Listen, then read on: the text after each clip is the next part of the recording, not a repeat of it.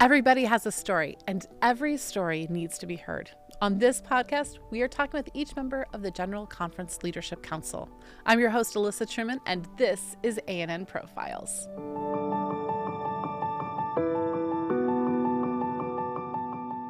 Today I'm here with Jeffrey Brown. He serves as the Associate Secretary of the Ministerial Association of the General Conference of Seventh-day Adventists. That felt like a mouthful. It is a mouthful. Associate Secretary of the Ministerial Association. So now, the Ministerial Association, this is really about your life, but before we get there, what's the difference between an association and a department? Well, association is supposed to have a broader function in terms of affecting all departments. We are really servants for all of the departments, and there are pastors especially present in almost all the departments of the General Conference. And so we are really servants. That's why we call secretaries. And our leader really is Elder Wilson, is the General Conference president. And so we are all called secretaries or associate secretaries.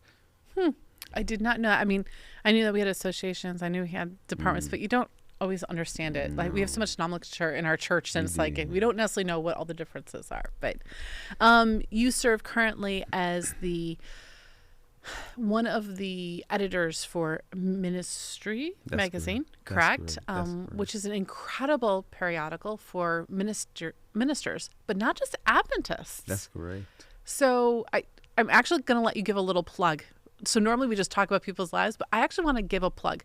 Explain the work of Ministry magazine and why it reaches so much further than even our own pastors. Well, I like the fact that it does, because so many of our periodicals, so many of our ministries are in-house, or they are to serve Adventists. But this particular one, Ministry magazine, as you said, every other month, so it comes out monthly, but every other month it actually goes to pastors of many denominations, those who request it, and even if we hear of a pastor in a certain area, if a minister has a colleague that would like the magazine, we do a complimentary subscription. We call the program Preach, P-R-E-A-C-H, Project to Reach Every Active Clergy Home. And so that's what we do, because we believe that the clergy are shepherds who have a jurisdiction over so many sheep, that if we can reach the clergy with the three angels' messages, then they in turn can reach their members. And so it's really effective to be able, and necessary, to be able to reach out beyond just Seventh-day Adventist pastors. One last thing.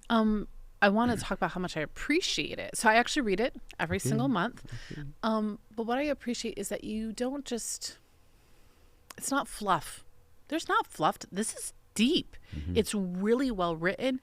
You tackle hard to tackle subjects.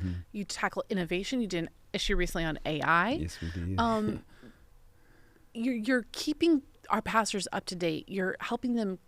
It's almost like further education. Every issue is almost like being able to go to college a little bit and kind of get a refresher course. It's our continuing education. It is continuing education, and it's helping to keep the pastors not just stimulated but alive in their ministry. If we think about the COVID period, when it was fruit basket upset basically, and pastors were discouraged a lot of the time and had to be innovative in ways they hadn't before. And our job is to keep the pastors alive, who will keep in turn the members alive. So pastoral care, not just continuing education, but pastoral care, pastoral nurture, pastoral support. We do have magazines from our department that address the elders, deacons, and deaconesses, as well as a magazine called Stronger Together that addresses the clergy families. But this one in particular is directly for the pastor, to keep him or her alive. I love it. I love it. I had to give a little plug mostly because I like reading it myself. So I was like, we're going to, since I control this podcast, I get to plug whatever I want to plug when I want to. So that one, was on my list of plugs. So let's actually start off, though, with getting to know who you are. Because, maybe people have seen you. Maybe they watched General Conference session and they saw your face up there. But often we don't actually know who the people are, whose faces that we see or whose name is on a byline in a magazine. So, Jeffrey, where were you born? And tell me about your parents. I was born in Birmingham, England, of Jamaican parents. They came to England, I suppose, to seek a better life. They met in England, so they didn't come as a married couple.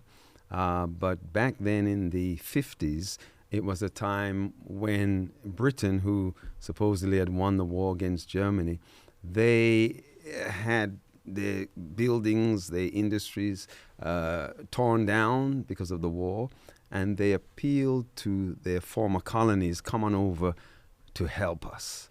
And so the West Indians came to England by invitation. But many times the politicians did not tell the ordinary people of England that you're going to be getting some new neighbors that may not look like you. And so unfortunately, there was a friction.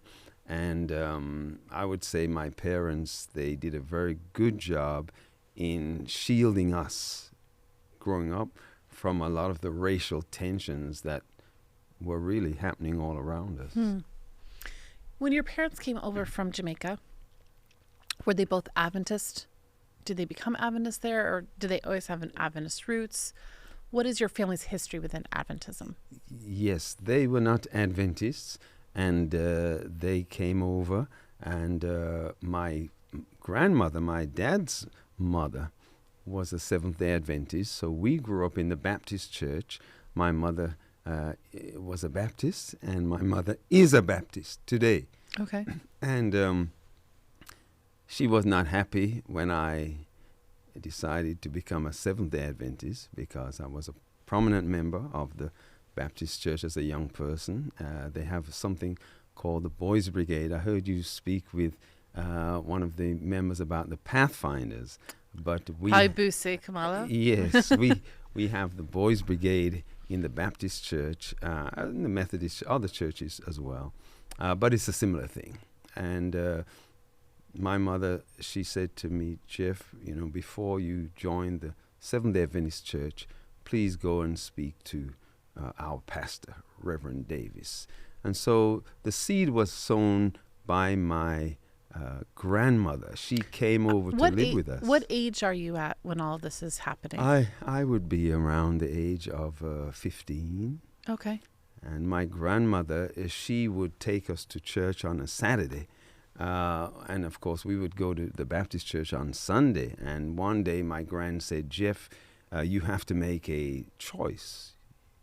And I didn't realize that I had to make a choice. I was enjoying... You're like, I like them both. Both. I would go to the Baptist Christmas party on Saturday and the Adventist Christmas party on Sunday. I thought it was a pretty good deal that I was in. But she said, you have to make a choice. And definitely the Adventist doctrines made a lot of sense. It's only that I enjoyed the fellowship of the Baptist church, and that was my dilemma.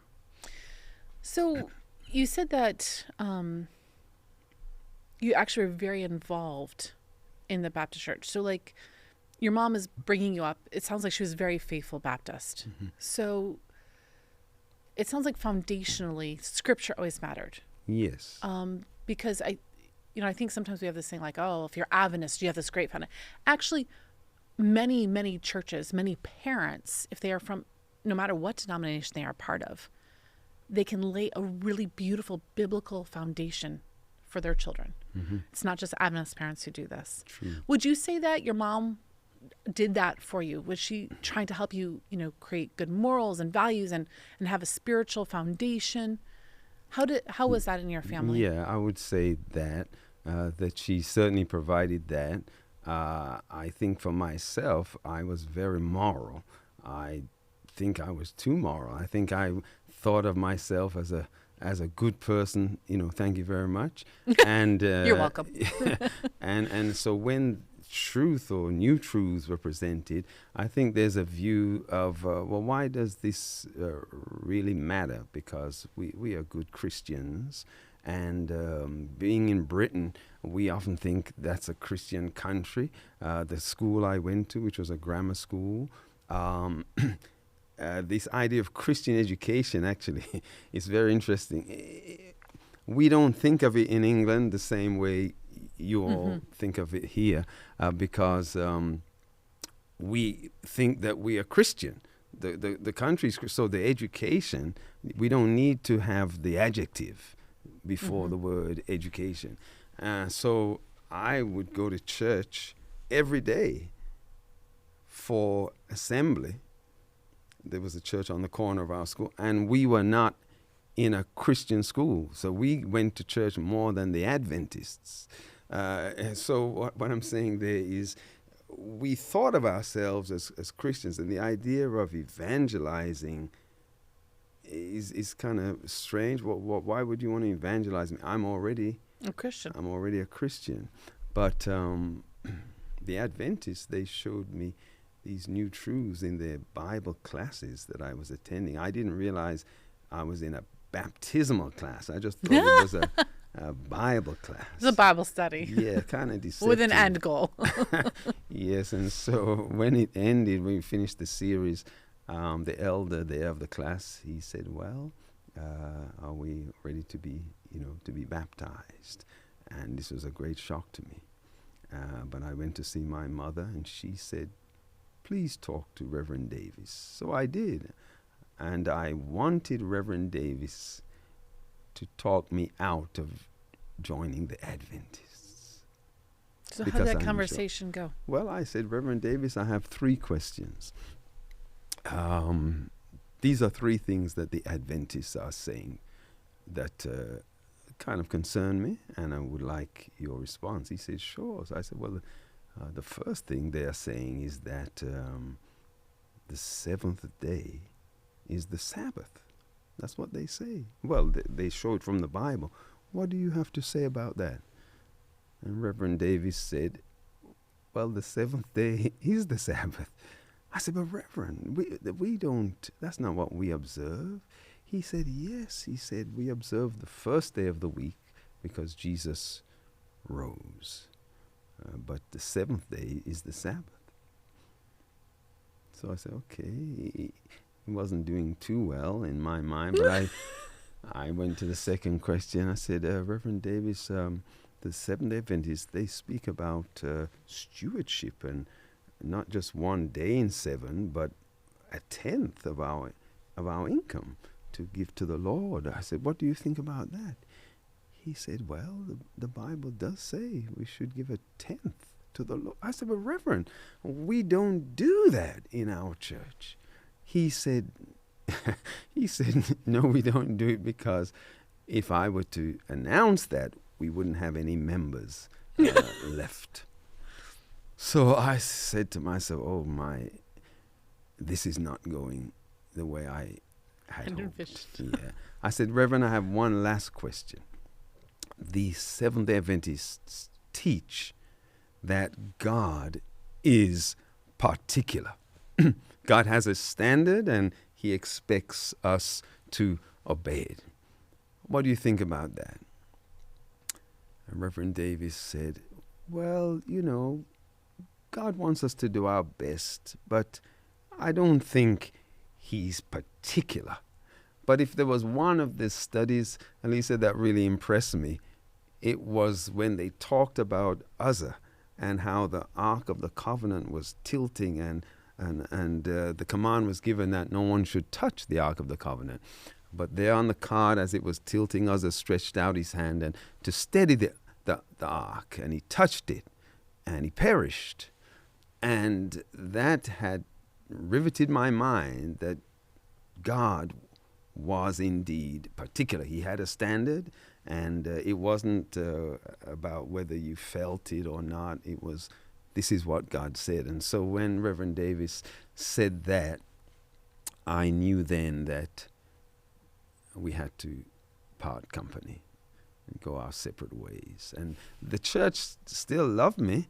I mean, it's incredible. I decided to go to Newbold, and they wrote in the church, the Baptist church paper, Jeff is going to a theological school.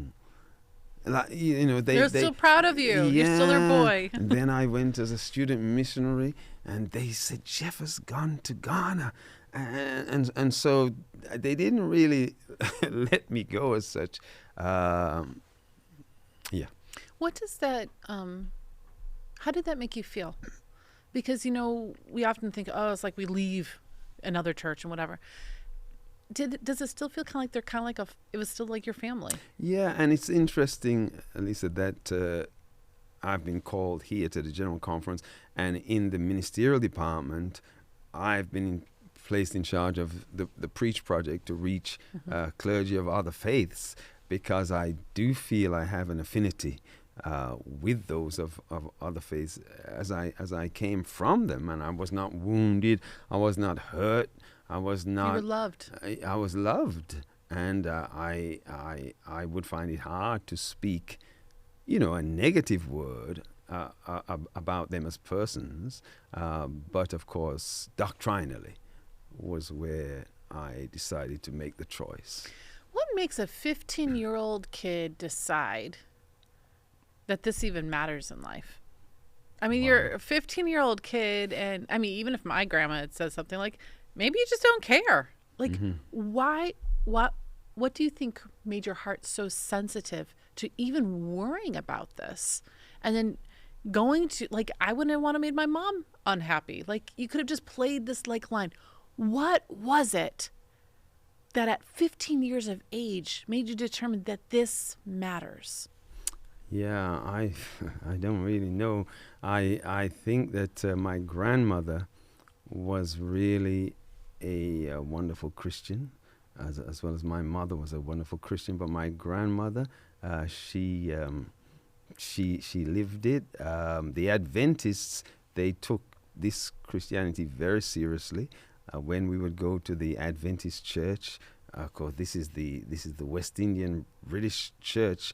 That it's not a 2-hour event, and so she would pack up crackers and lunch, and when you went to that Adventist church in the morning, don't think about returning home until sunset, because we would go there, and then there was an afternoon program, and I saw how their faith was their whole life, and it really impressed me that these individuals are very serious. My uncles will say that I was always, as I mentioned, moral and religious, and they said as a child, when it came to grace, they would say parson. That's what they would actually refer me as, a parson. Well, we would say, I guess, pastor today, but they said, parson, say the grace. And so I did have a certain bent, I guess, even from a young age. I didn't encourage it. I fought against, becoming a pastor, but it seemed that I was destined to go that direction. So let's talk a little bit about this whole adventure of becoming an Adventist a little bit. So you mentioned something that I have appreciated about West Indian culture. I've attended a few churches in my life, and it's this belief. I don't know if belief is the right word, but I'm just going to explain it's this experience. Sabbath is a day of community and fellowship. And you're right. It's like it's a whole day thing. It's not like let's barely drag ourselves into Sabbath school. Let's leave while the last song is singing in church and then go home and take a nap or, do what we want to do kind of a thing. And then, look, Sabbath's over. We can go do what we want to do. Right? Like, it's this beautiful experiential version of Sabbath that I feel like in many cultures we miss completely. How do you feel that helped shape your view of Sabbath and the Adventist Church? Yeah, well, you are correct. This culture, this Caribbean culture that I grew up in there, in terms of the Adventist Church, it was interesting because the Baptist Church, we were one of the few blacks who were in that church. It was a English, we would say, English church, it's almost Church of England, and fairly formal, friendly, but fairly formal, and the Adventist Church, at least the one I attended, the Caribbean Adventist churches, they were quite dynamic and they were quite expressive, loud amens, even though in those days the pastors were white. And the pastors were white because when the Caribbeans came to England, of course, pastors couldn't just come to England and they had to be called. And so we had white pastors. So the sermons were, fairly, we would say fairly low key. They were not. That's a very fair, accurate assessment. But the singing was very expressive, and so on and so forth. And as you said, they would have afternoon programs, which I think some churches today have lost that. We have. But the afternoon program was critical because that's where you discussed movie going, dating, music. What music is, and those were the forums for you to hammer out. Then you would do drama and plays and skits, and play music. Obviously, in divine worship, it was only the best music, but AYS or MV as it was called back then, even the fledgling musician could get an opportunity to be involved. So I would use the expression to describe the Caribbean British Church as all in. You were all in. It was not just a part of your life. It was, this Adventism it's who you are, was your life. Core. Yeah, and my grandmother, she would take us out selling magazine. We were not Adventists. It was Sunday. She said, "Come on, everyone." There were 5 of us children. "Come on now," and we would go and sell these We're not even Adventists. We would go to sell the Adventist magazine, and she had a way of spinning it, just like the Bible class people said. So she said, "I'm helping you to have a savings account." and so this is what she said, and we had our little piggy banks, and indeed we were earning money, and so that was a subtle way of of getting us involved. Very ingenious. It's Grandmother like beginner was. colporteuring. It's like colporteuring 101. Grandparents making us out door to door. And grandmother, she's her shadow, her influence. She went back to Jamaica, but her shadow, her influence stayed with us, and she only passed away in 2015, not long ago, during General Conference session, San Antonio. We got word that she had passed away at the age of 103. Oh, wow. So I was blessed to have her influence. It was just after GC session, by the way, that I was called to the General Conference, and so she missed that. Yeah, she never got to hear that. It was 2016 they called me, and she passed in 2015. But definitely, I am what I am today because of Gran, as we call her, Gran. I love it. So you went to Newbold. Yes. Tell me a little bit about your experience. I mean, it's different. It's an Adventist school. Did you know you were going to go there to be a pastor? No. What were you going to be? And that is such a perceptive question, because I was going to go to a state school, university originally, and study social work. My mother was a social worker. In fact, she was a professor of social work. And so I said, well, I like that. And I like the helping aspect. So I'll go and study social work and do the 4-year program that has a year, they call it a sandwich year, when you go into the industry or you go into the field and you work to help people. I said, that's what I want to do. And then I became an Adventist and heard about Newbold College. And I didn't know anything except that you're supposed to, as an Adventist, go to Newbold. Well, obviously, that's what Adventists are supposed to do, yes. right? And so I said, well, at least in England. And they had a weekend called Meet Newbold Weekend, where you could go and see what it's like. And I went there, and to me, I know some may say it's naive, but to me it was like a little heaven on earth. There were fellow Christians, fellow Adventists there, and I remember when I did join or enroll and become a student, I said to my family back home, the cafeteria, I mean, it's, you don't have to pick around. It's all stuff we can eat. It's all stuff we can eat. And I thought, you see, I had to cook my own meals once I became a vegetarian, an Adventist and a vegetarian in our home.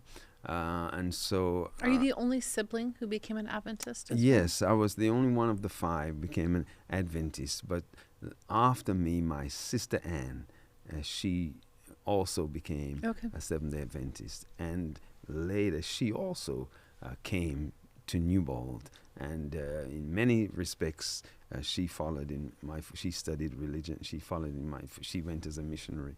In many respects, she followed my footsteps.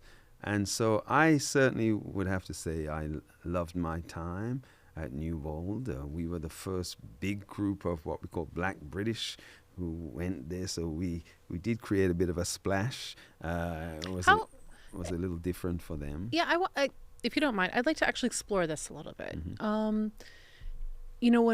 When we kind of started as a church, it's like we had all these people in North America, and then it kind of spread, but you kind of are still in our own areas. So we've maybe contextualized it, and the culture kind of also plays a part in why your worship style is maybe different than our worship style, in the Caribbean versus America or whatever. But now here you are in a country that it's very different. Mm-hmm. How do you feel the relationship was being a Black Caribbean descent person coming into Newbold, which was a Englishman's kind of a school? Yes. Were there challenges? Were there some ways that you saw God working on people's hearts and how we were able to come together in a place of unity? What was that like? Yeah, I think there were some challenges in terms of traditions, that Newbold had historically. I do have to say, though, that I felt fully accepted, fully welcomed, fully embraced. I think sometimes as time goes on and numbers increase, that's when people feel threatened. And it didn't happen so much in my time there as a student, but I heard later on people did feel some measure of discomfort, and Newbold took some steps, to address these. I know myself that when I studied at Andrews and was finishing and so on and so forth, that there were some demands even from students for Black representation on the faculty level. I remember saying to my friends who had been at Newbold with me, one of us needs to get their doctorate and go back and teach at Newbold, because we didn't have any Black teachers. And, as the Lord has it, sometimes the one who says it is the one that it happens to. And so I was called I was the first Black theology teacher. So I'm going to ask a question, because I want this to, I feel like we should be able to talk about topics. We often try to skirt on. Why does it matter to have equal representation. I mean, I believe it does, but I want to hear, why does this matter? Because, we hear like, oh, we should just want the best, but, oh, we know it matters. Like, why in your mind, why does it help the college as a whole to have this beautiful representation of everybody? Yeah, I think the diversity is certainly a positive thing. I know for we Black British, we were what we call first generation Black British. So we were born in England, and we were the first ones in those 50s and 60s. And so our role models were, I suppose you'd have the African American, you would hear about people from Motown, the Detroit area, and so on and so forth. But we didn't have any, quote, stars in England, really. We didn't have any football stars. We didn't have any music stars necessarily. But we did have individuals who were Jamaican or Trinidadian or Guyanese, from the Caribbean. But in terms of British and Black British, it was an interesting time. Imagine nobody before you. Nobody's in that situation before you. So it's important to have people like you in order for you to see where you can go and what you can become. And so it's important to have diversity, all around you. And so when I came to teach at Newbold, then the young Black British students could see that, well, I can go and get a doctorate. I can become a teacher. I can become an administrator. And the Seventh-day Adventist Church will embrace you. I think that is so vital. Something else that I often see too is that it brings a new perspective. I'm a woman. I know we're surprised by that. Me being a woman offers a different perspective. That's correct. When I'm in a meeting with mostly men. And just when we think about things in the terms of diversity, it's not just because we need representation. It's actually because it makes us better. It does. It helps us to be able to see things from different perspectives. It helps us to be able to broaden our worldviews and our understanding. And it does make a difference to those people who are like us, who have never seen that, but have never felt that they could do something. And just like Christ, we want to empower everyone to serve their calling, to serve their purpose. That's correct. And it's important for them to see their face in someone else's. It is. And it's a wonderful thing when we have this diversity, and we can learn from each other, because we all have blind spots. We all have blind spots, and so often we deny when we are challenged. We deny. I remember this is a confession, that I was teaching at Newbold, and there was a white American student, a female. That'd be me. And she said, Dr. Brown, I think you're sexist. Ouch. I said, now, I can understand now when some whites are called racist, that the natural tendency is to say, no, I'm not. But she seemed to say that she had her hand up, to answer or to either ask a question or answer, and I maybe went to the gentleman. You see, now maybe I wasn't aware of that, but it was not for me to deny and to defend. It was to see this as an opportunity. To grow. Yeah, if that's how you felt, then that's genuine, And so it is for me to alter my conduct so that you are embraced and seen as equal. That's it. Don't spend your time denying it. Change. Often it's just an unconscious bias. It's not. We could actually be in our minds something without actually understanding that our actions are showing something different. So I feel like we're kind of hopping all over the place here. Sorry. So So obviously I know that you come back to Newbold to teach, but I feel like there's some years in between that we missed. So you went to Newbold. That's true. So you became a pastor? I went to Newbold, and just as I had wanted to have a year off during the social work, if I did social work, that is. So when I realized Newbold College had a student missionary program that you could take a year off, I said, oh, I like that. And so I applied to, there were two of us who applied, and there were two positions. One was in Egypt, and the other was in Nigeria. And the other gentleman, Humphrey, he was a Irishman, and he applied to go to Egypt.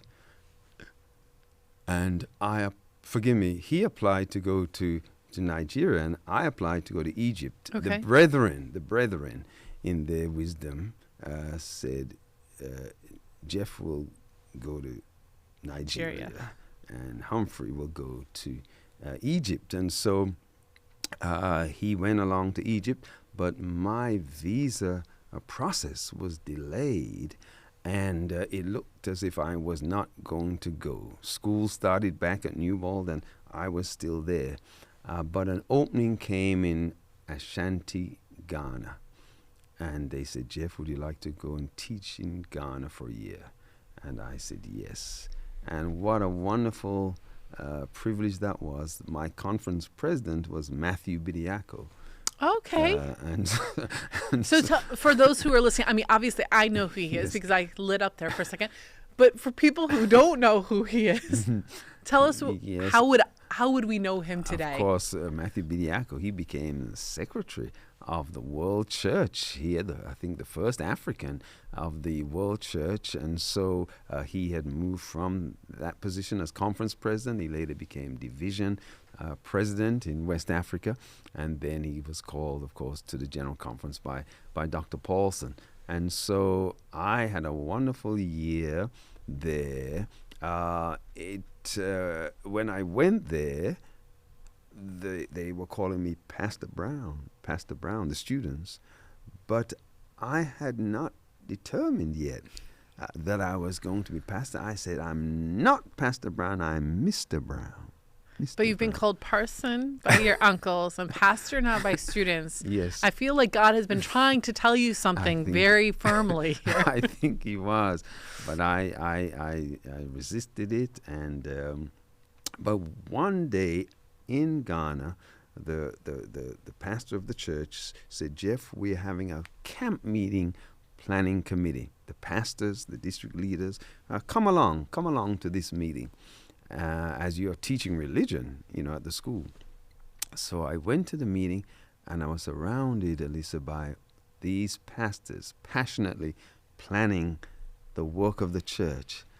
And I said to myself, this is the group that I want to be with.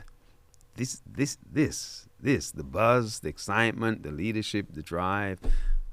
I knew then that ministry was what I felt called to be and to do. So if you had never gone on that year in mission, you might not be a pastor. No. Well, we know God could have figured out other avenues, but it was a right. pivotal moment for you. It was a pivotal moment. And they do say things like student missionary years can be, life-changing experiences. And for me, it was. And yet, on the other hand, I did not really ever become a full-time missionary. I thought that that's what you were going to do. That's what I was going to do. I even went to Abidjan, is where the headquarters were of the division, and I said I'd like to be a missionary full-time. They said, well, you need to finish your degree, your undergraduate degree, and perhaps learn some French. And so I went on that pilgrimage. I went to Collonges in France. Oh, you were very dedicated to this. Yeah, I did. I did French, and then I finished my degree. I said, well, I'd like to be a missionary. They said, well, I see if you just get your MDiv. and then I got my MDiv. Where did you go to Andrews for I your went to MDiv? Andrews for the MDiv. Now, had you been to America? Well, I not only had not been to America, but I don't know if it's okay to say I didn't want to go to It's America. okay. And I forgive you. I was very British, and As the lone American in this room, including our team, yes, it's okay. yes. Well, it's so funny now because now, and you know, I've met and married a Bermudian, and I've pastored in Canada, and so many people say to me, Jeff, you're from England, you've got Jamaican roots, you've pastored in Canada, you've married a Bermudian, and you worked in Bermuda. Where are you going to retire? And I say, United States. Oh, we get to keep you, though. We do get to keep you. I'm just trying to quickly put that in when I said I didn't want to come here. It's okay. We're going to keep you. Yeah, we welcome you with open arms, Jeffrey. Its tentacles have gripped me. But no, so I had a friend at Newbold. He said, Jeff, let us go to Andrews to do our MDivs, because if we stay at Newbold, we will only have the same teachers again that we had for the undergrad. We need to be stretched. So let us go to Andrews. So let's talk about the weather. How was that? Because I don't think England's quite on par with Andrews, is it? The weather? Yeah. No, Andrews is what I would call black and white. That is to say, hot and cold. So it's either hot or you're freezing. Yes. Brittany's gray. Okay, so yeah, just there. Brittany's gray. Yeah, I don't think. I mean, almost every day here, when we wake up, Patty and I, we say, Google, what's the weather today? But in England, you didn't really ask. You didn't need to.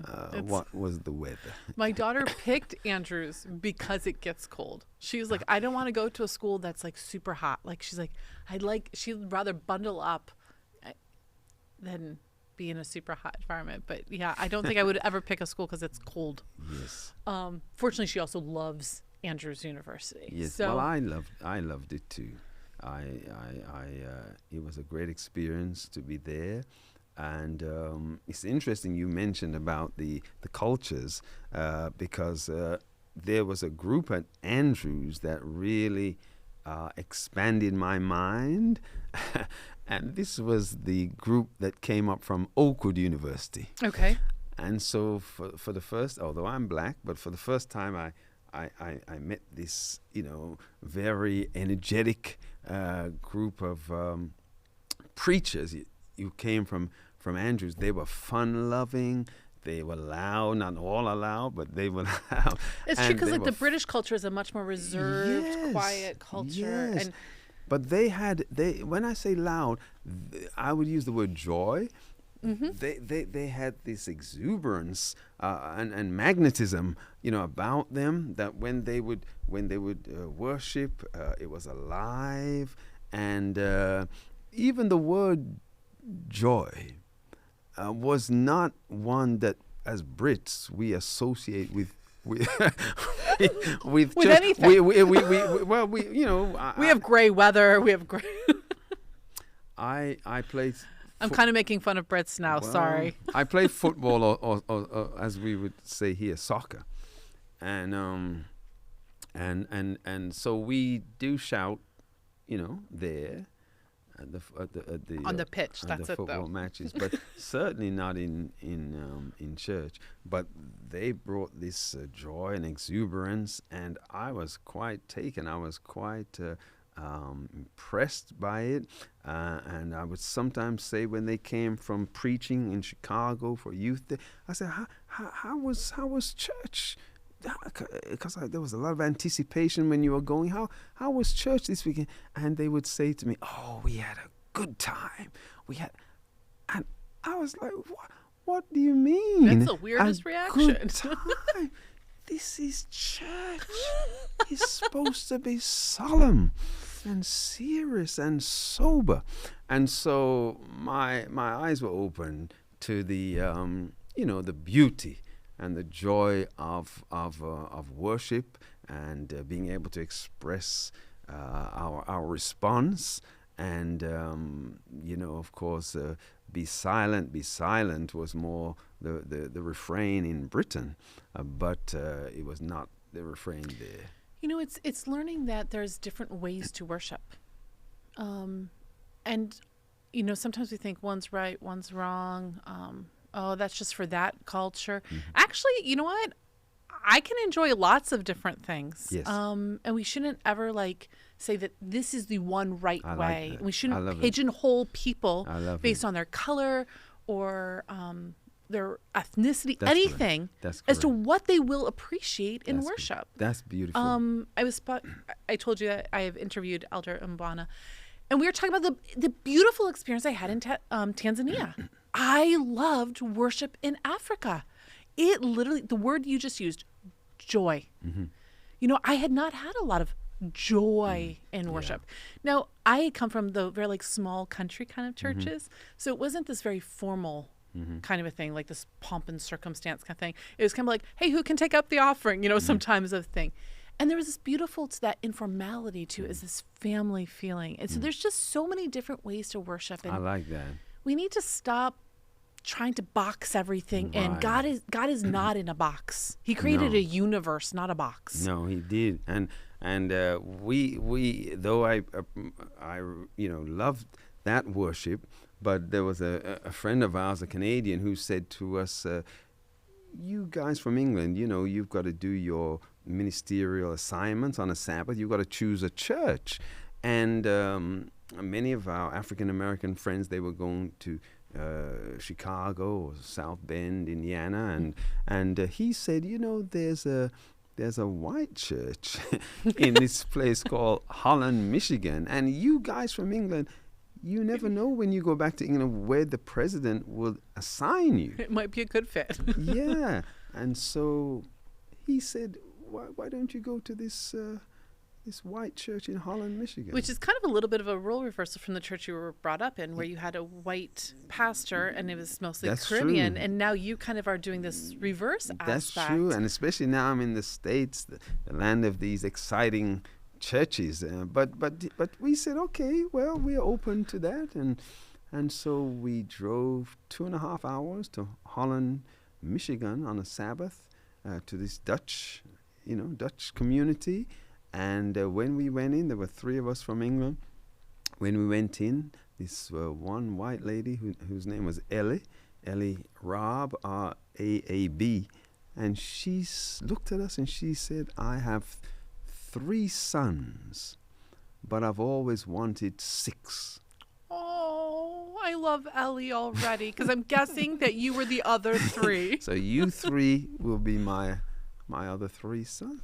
He said, wow. How precious. He said, well, what does that mean? She said, well, it's a long way for you to travel. She said, if you want to, you can come on a Friday. You can stay at our house. Your Sabbath meal is assured.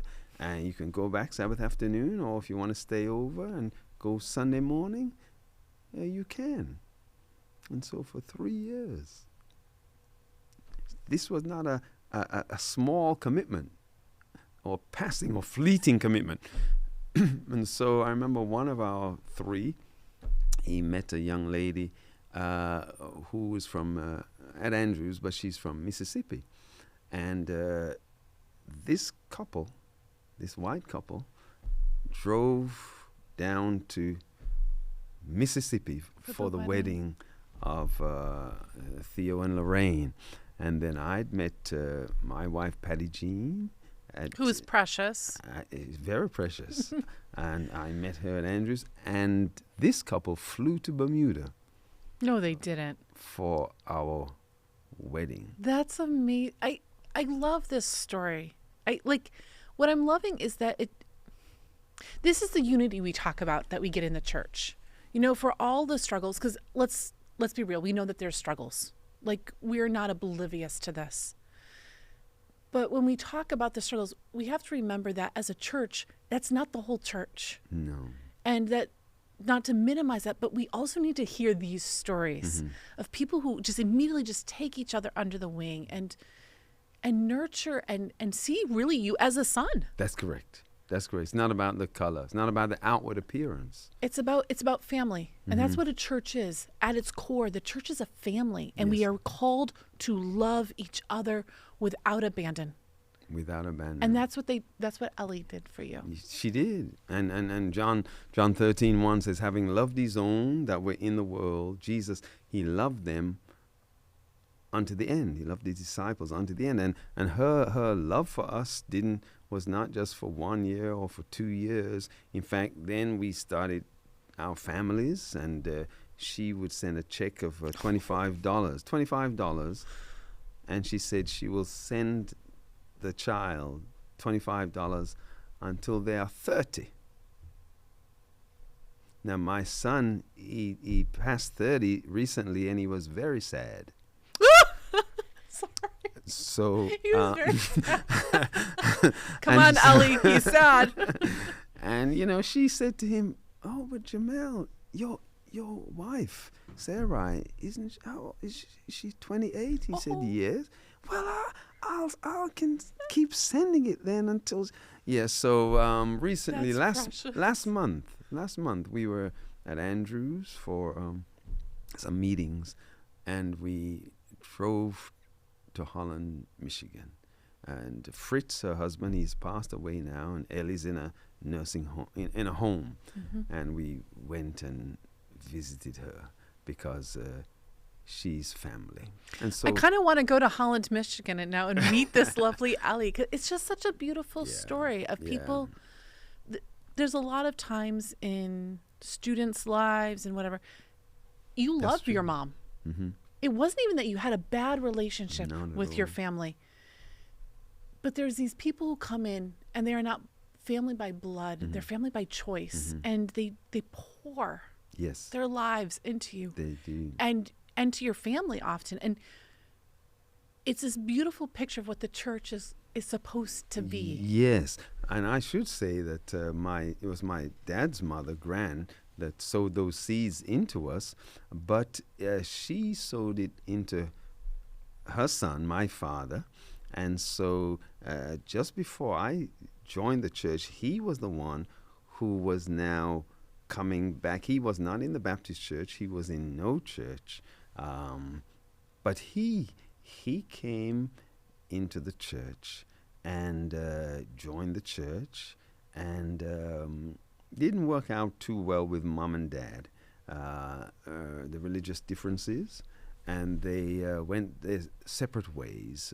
By then we were all late teens, so I wouldn't say we were, people speak about scars or being negative. Obviously we were impacted, but the love for both of them, they didn't speak against each other negatively. And we had total love from them. And my father remarried a lovely person, even from the church. And when he retired, he relocated into Mandeville, Jamaica. And so that's where he lives now. But he's an elder in the church and a wonderful Seventh-day Adventist role model.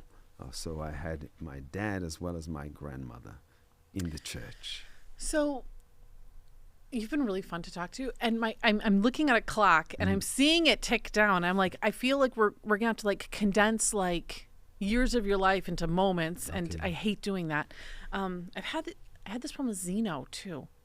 Such an interesting life, and it was like, okay, here's the last 20 years of your life in 2 minutes. We have more than 2 minutes. We're fine, but you go back to Newbold you get your MDiv. Do you also do your doctorate while you're at Andrews? Yes. Okay. So you go back because you're telling your friends, hey, we need somebody to be there. And then God's like, yep, that's you. So you go over, you start teaching at Newbold. What do you do after teaching at Newbold? Well, just before I actually started to teach, I pastored in Manchester and Leeds. Our daughter was born in Leeds, Crystal, and our son Jamel, he was born in Manchester. And then we taught at Newbold, and after teaching there, I had a call to pastor in Toronto. And Canada is a beautiful, beautiful country. When I when we arrived and got off the plane, it was midnight, and the lady said, "Welcome to Canada." Now, some of the immigration people in the United States, I don't remember them ever saying to me, "Welcome to the United States." I don't either. But Canada said, "Welcome to Canada." And we had a wonderful time, and we really planned to remain there. But Dr. Delbert Baker called me to Oakwood. And I said, "Well, I'm not an Oakwoodite." I said, "Why should I come to Oakwood?" What did he call you to do at Oakwood? He said, "Well, you've taught pastoral care and counseling at Newbold College, and we want someone to teach that at Oakwood." And this was a new thought for me, but I went because it was a call. And when we got there and we stayed there, we fell in love with Oakwood. There's no place like Oakwood. Oakwood and PUC, so Pacific Union College. They are the only Adventist colleges I have yet to visit. Okay. Okay. I was able to recently visit within America, obviously not the whole world. Mm-hmm. And I really want to go to Oakwood. Some of the people, I've had friends who've gone there. I've just always heard such beautiful things about the school and the campus and the environment. Yes. What was it like coming from a Newbold kind of environment to an Oakwood? Because it's very different. Very interesting. From a college where I was the first and only black teacher, especially in theology department, to Oakwood University. Now, Oakwood has quite a diverse staff. Many people don't know. There are many white teachers that were there at Oakwood. Quite diverse in that respect. And now there are many even Hispanic students that are studying there. So it's quite diverse. But it was a warm and welcoming place. One example would be Black History Month. I know in the country of the United States, it's something to be celebrated, but on certain campuses, sometimes there's a tightening of the muscles, a feeling of, oh no, Black History Month, what, or maybe are we going to be made to feel guilty, or, what is it that's going to be said? There's all sorts of different feelings. So being at Oakwood for Black History Month, which was largely black, it was just a celebration, music, culture, where God has brought us from. And so Oakwood was really a place of joy. And we were there for a little while, but then I was called to be president of the Bermuda Conference. I had never worked in Bermuda. You've had quite the unique adventure. I mean, teaching and then back to pastoral and teaching. I call them the CPs. I was a church pastor. I was a college professor. I was a conference president. And you like CPs. I'm a colored person too, but that's not a professional position. But certainly, but I really like CPs. But certainly, that's how the journey, God has put us on. But really, it's all to do with His glory. Ooh, now you're a clergy's pastor. Yes. Because that's what Ministry Magazine is. Yes. Look, you still got this. I was going in my mind trying to find a C and a P for you there. I'm a clergy's pastor and a Christian publisher as well. Look at this. We're just going to stick with that. We give all the glory to God. So how long did you serve as a conference president? I was there for 10 years as conference president. And so I feel like you don't seem that old to me, but I feel like you've you. had a lot of years doing a lot of things. We could probably end with that. We could just end with that. Okay. Be like, and Jeffrey's young, everybody. Anyway, but it feels like you keep adding on. I kind of feel like your experience has to stop here somewhere. So you serve as the conference president for 10 years. Mm-hmm. Was it from here that you're called to the General Conference? We have term limits in Bermuda. Okay. And so Dr. Les Pollard, he called me back to Oakwood from Bermuda. But then they had built an institute called the Bradford Cleveland Brooks Leadership Center, built under Dr. Delbert Baker. And they asked me to be the director, to take over from Dr. Harold Lee as the director of this center. What does the center do? And this center was to provide continuing education to pastors from the regional or the black conferences there in the United States, and so to develop their leadership, continuing education. And it was while I was doing that that the call came from the General Conference. So you said Bradford, Cleveland, Brooks. So it'd be like Charles Bradford, E.E. Cleveland, and C.D. Brooks? And C.D. Brooks. Okay. And Bradford represented church administration. E.E. Cleveland represented evangelism. And C.D. Brooks represented media. And so these three aspects we would infuse into the students or the pastors. I love it. Those are great leaders of our time. That's and great. Giants. Giants would be an accurate term for them. And I wish there was a way for us to find more of their sermons, read their life stories and stuff. I actually heard C.D. Brooks preach at my school. Okay. He preached for one of our alumni weekends. And I still actually remember sentences from it. He was so powerful. Yes, and that's correct. Is brilliant man. All right, so why ministerial? Like what? I mean, you've been able to do this pastoral. Mm-hmm. You know, you've been a pastor. You've been a conference president. What when they called you? Because I don't find most people come to the GC because they're like, oh, I want to go to the GC. It's like there's something about the call that feels personal. When God calls us, there's something to it that the Holy Spirit is resonating with our heart. What about your call resonated and made sense? Like, yeah, I'm ready to leave Oakwood in this beautiful position of being able to help train and pastors. What was that for you? Well, the specific call was, as you mentioned, to be the associate editor of a ministry magazine, as well as you said, to serve the pastors globally. But my main task as the associate editor is to basically stay put, to stay at the wheel. Elder Dr. Derek Morris, he was the editor, and he had called me, and he said to me, Jeff, the magazine came out in 1928, and it has come out every month since 1928, including, he said, during the war. Wow. And so don't let the magazine fall on your watch. And so no pressure. No pressure. So my task was to make sure that it went out. And I remember speaking to Dr. Keith Burton, a British fellow at Newbold, a fellow teacher, and I said, Keith, what do you think of this call?